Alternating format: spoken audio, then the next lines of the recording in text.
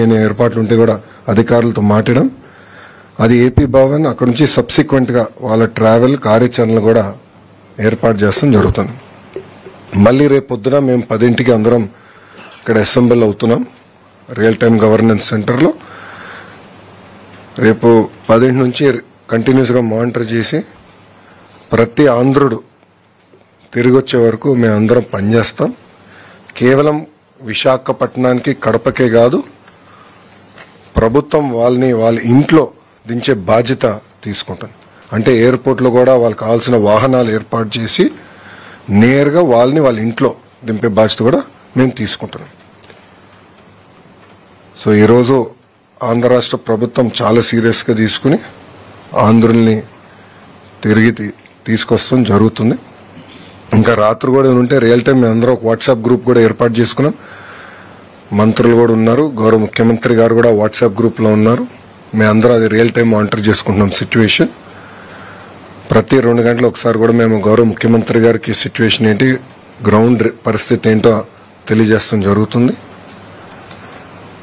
So రేపు సాయంత్రం కల్లా మాక్సిమం లేట్ నైట్ రేపు రాత్రి కల్లా అందరూ క్షేమంగా వాళ్ళ ఇంటికి చేర్చే బాధ్యత ఆంధ్ర రాష్ట్ర ప్రభుత్వం తీసుకుంటాం.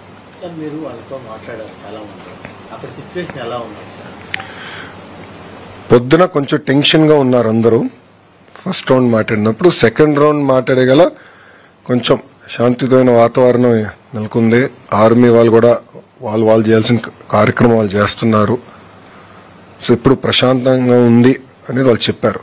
కానీ వాళ్ళు వెళ్ళినప్పుడు కొంతమంది అయితే ఏకంగా బస్ స్టాండ్ లో దాక్కునే పరిస్థితి, అప్పుడు బస్ స్టాండ్ కూడా తగలబెట్టారని వాళ్ళు చెప్తాం.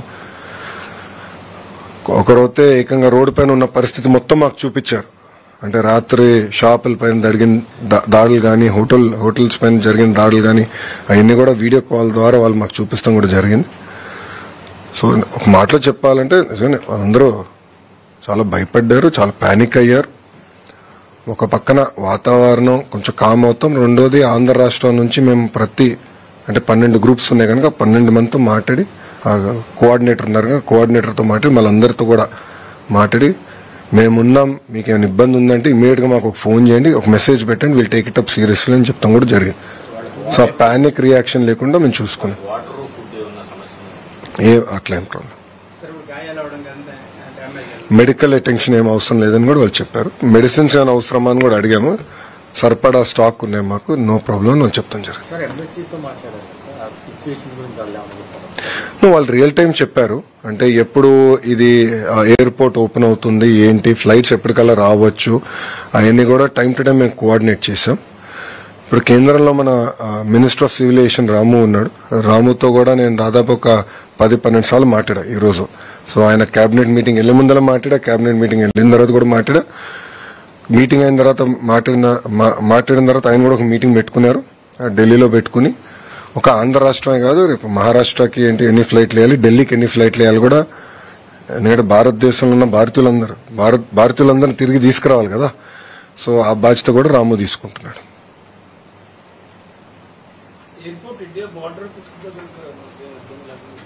సార్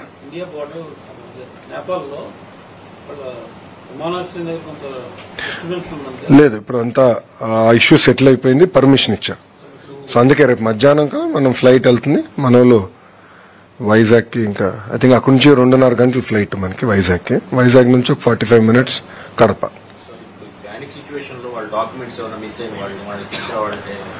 అదంతా మేము ట్రాక్ చేసుకుంటున్నాం, అదే ఇబ్బంది లేదు, మేము ట్రాక్ చేసుకుంటున్నాం. కావాలంటే కాపీస్ అని కూడా పంపిస్తాము, అలాంటి ఇబ్బంది అయితే ఏం లేదు.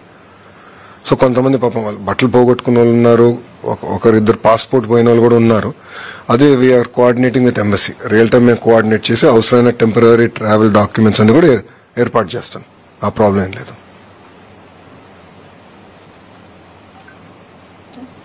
Okay, no questions.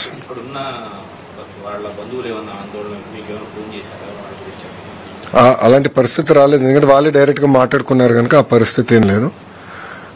వాళ్ళతో మేము మంత్రులు మేము అందరం మాట్లాడాం కనుక వాళ్ళు కూడా హ్యాపీగా ఉన్నారు. ఎస్, ప్రభుత్వం ఉంది అని ఒక భరోసా వాళ్ళు కలిగింది. సో ఎక్కడ పానిక్ అవ్వలేదు. టైం టు టైం వాళ్ళు కూడా ఫీడ్బ్యాక్ ఇస్తున్నారు. కొంతమంది మాకు రోడ్ ఓపెన్ అయింది, మేము ఏం చేయమంటారు, బార్డర్కి వెళ్ళొచ్చా మీ అభిప్రాయం ఏంటని కూడా అడిగారు. మేము కొంచెం డైరెక్షన్స్ ఇచ్చాం. పలానా దగ్గరికి వెళ్ళిన అక్కడ ఈ వ్యక్తి ఉంటారు, రిసీవ్ చేసుకుంటారు, అటు నుంచి మేము చూసుకుంటాం, ఏర్పాట్లన్నీ చేస్తామని కూడా చెప్తాం.